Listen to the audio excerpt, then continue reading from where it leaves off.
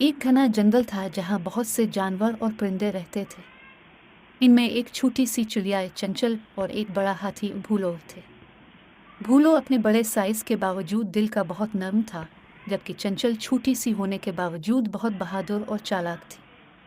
चंचल और भूलो की दोस्ती पूरे जंगल में मशहूर थी। वो दोनों हमेशा एक दूसरे के साथ रहते थे और जंगल में घूमते फिरते थे। भूलो अपने लंबे सूंड से चंचल को उठाकर दरख्तों की ऊंची शाखों तक ले जाता, जहां वो अपने घोंसले के लिए बेहतरीन पत्ते तलाश करती। बदले में चंचल भूलो के लिए छोटे कीड़े और फल ढूंढती। दिन जंगल में एक खौफनाक सूरत हाल पैदा हो गई। एक बड़ा और खतरनाक शेरू जंगल में आया और वो वहां के जानवरों को डराने लगा।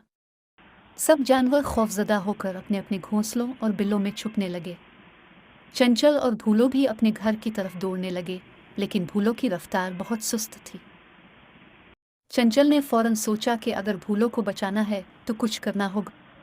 वो भूलो के कान में सरगोशी करती हुई बोली, हमें शेर का सामना करना होगा, वरना वो पूरे जंगल को बर्बाद कर देगा। भूलो ने डरते हुए कहा, लेकिन चंचल, मैं कैसे इस बड़े शेर का मुकाबला कर सकता हूँ। चंचल ने मुस्कुराते हुए कहा, हम दोनों मिलकर कुछ कर सकते हैं। मेरे पास एक तरकीब है। चंचल ने भूलो को बताया कि वो अपनी ताकत का इस्तेमाल करे और शेर को एक बड़े दरख्त के नीचे ले जाए। भूलो ने हिम्मत जमा की और शेर की तरफ बढ़ने लगा। चंचल ने फिजा में उड़ान भरी और शेर के सर के ऊपर चक्कर लगाने लगी। शेरू ने गुस्से से भूलो की तरफ देखा और उस पर झपटने की कोशिश की, लेकिन भूलो अपनी ताकत से शेर को पीछे धकेलता रहा। चंचल ने मौका देखकर शेर की आंखों में चमकदार पत्तियां फेंक दी, जिससे शेरू की नज़र कुछ देर के लिए धुंधली हो गई।